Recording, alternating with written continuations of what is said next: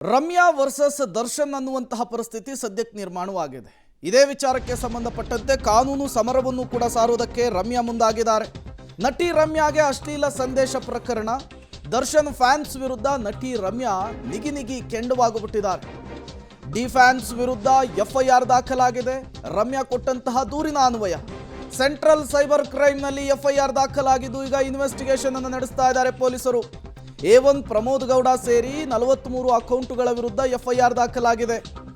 ಮಹಿಳೆಗೆ ಅಪಮಾನ ಸೇರಿದಂತೆ ಹಲವು ಸೆಕ್ಷನ್ಗಳನ್ನು ಕೂಡ ಇದರಲ್ಲಿ ಉಲ್ಲೇಖಿಸಲಾಗಿದೆ.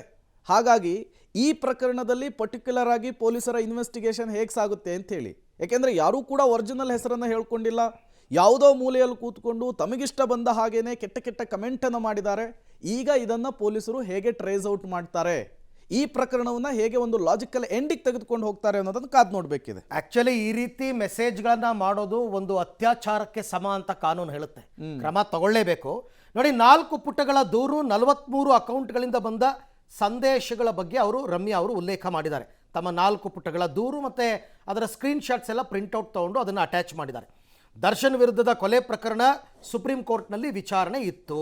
ಅವ್ರು ಹೇಳ್ತಾರೆ ಈ ವಿಚಾರವನ್ನು. ನ್ಯಾಯಾಲಯದ ಕಲಾಪಗಳನ್ನು ಹಲವು ಮಾಧ್ಯಮಗಳು ಪ್ರಸಾರ ಮಾಡಿದ್ವು.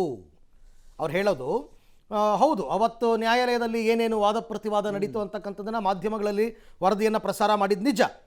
ಮಾಜಿ ಸಂಸದೆಯಾಗಿ ನಾನು ವಿವಿಧ ಸುದ್ದಿಯ ವರದಿಯನ್ನು ಹಂಚಿಕೊಂಡಿದ್ದೆ ಅಂದರೆ ಅವ್ರು ಹೇಳಿದರು, ರೇಣುಕಾಸ್ವಾಮಿ ಕುಟುಂಬಕ್ಕೆ ನ್ಯಾಯ ಸಿಗುವಂತಹ ಭರವಸೆ ಇದೆ ಅನ್ನೋ ರೀತಿಯಲ್ಲಿ ಒಂದು ಮೆಸೇಜ್ ಮಾಡಿದರು. ಸುಪ್ರೀಂ ಕೋರ್ಟ್ ಕಲಾಪದ ವರದಿಯನ್ನು ಕೂಡ ನಾನು ಹಂಚಿಕೊಂಡಿದ್ದೆ ಅಂದರೆ ಅವತ್ತು ಸುಪ್ರೀಂ ಕೋರ್ಟ್ ಅಭಿಪ್ರಾಯ ಪಟ್ಟಿತ್ತಲ್ಲ, ಅದನ್ನೆಲ್ಲ ಹಾಕ್ಕೊಂಡಿದ್ರು. ಆ ಕಾರಣಕ್ಕಾಗಿ ವಿವಿಧ ಖಾತೆಗಳಿಂದ ಅಸಹ್ಯ, ಅವಹೇಳನ ಮತ್ತು ಭಯಾನಕ ಸಂದೇಶ ಕಳಿಸಿದ್ರು. ಇದೇ ಈ 43 ಜನ ಇದ್ದಾರಲ್ಲ, ಇವರೆಲ್ಲ ಕಳಿಸಿದ್ರು. ನನಗೆ ಕಳುಹಿಸಲಾದ ಸಂದೇಶಗಳು ಸ್ತ್ರೀ ದ್ವೇಷದಿಂದ ಕೂಡಿದ್ವು ಅಂತ ಹೇಳ್ತಾರೆ.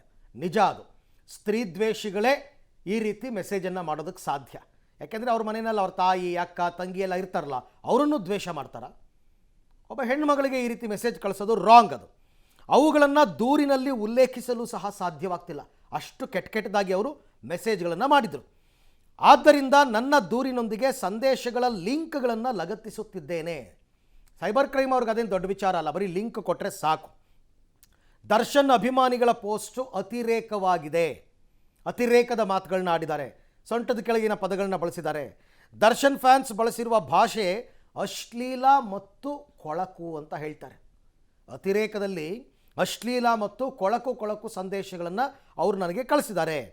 ನನ್ನ ಜೀವಕ್ಕೆ ನೇರ ಬೆದರಿಕೆ ಒಡ್ಡಿದ್ದಾರೆ. ಇದು ಇನ್ನೊಂದು ಅಪರಾಧ, ಇನ್ನೊಂದು ಸೆಕ್ಷನ್ ಆ್ಯಡ್ ಆಗುತ್ತೆ. ಇದು ನಾಗರಿಕ ಸಮಾಜ ಆತ್ಮಸಾಕ್ಷಿಯನ್ನು ಅಲುಗಾಡಿಸಿದೆ ಇವ್ರು ಮಾಡಿರೋ ಮೆಸೇಜು. ಹಾಗಾಗಿ ದುಷ್ಕರ್ಮಿಗಳ ವಿರುದ್ಧ ಅತ್ಯಂತ ಕಠಿಣ ಕ್ರಮವನ್ನು ಕೈಗೊಳ್ಳಬೇಕು ಅಂತ ತಮ್ಮ ದೂರಿನಲ್ಲಿ ಆಗ್ರಹಿಸಿದ್ದಾರೆ.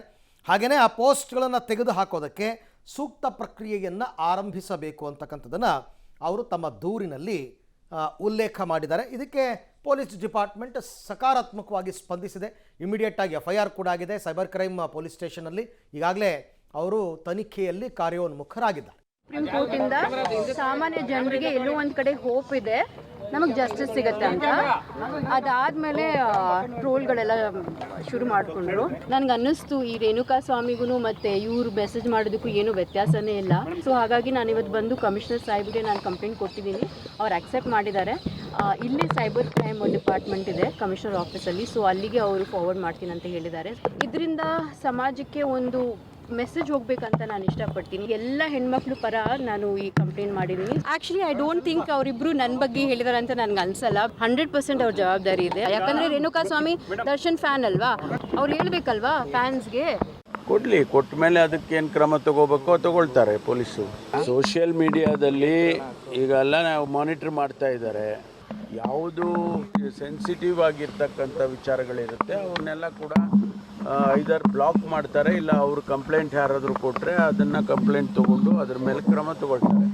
ರಮ್ಯಾ ಅವರು ಇದನ್ನು ಕಂಪ್ಲೇಂಟ್ ಮಾಡಿದರೆ FIR ಆಗುತ್ತೆ, ಕಾನೂನಿನ ಕ್ರಮವೂ ಆಗುತ್ತೆ. ನಾನು ಅದನ್ನು ಸುಮೋಟೋ ಕೇಸು ಸಹ ನಾನು ದಾಖಲೆ ಮಾಡಿಕೊಂಡು ಕಮಿಷನರ್ ಅವ್ರಿಗೆ ಕಳಿಸ್ಕೊಡ್ತೇನೆ.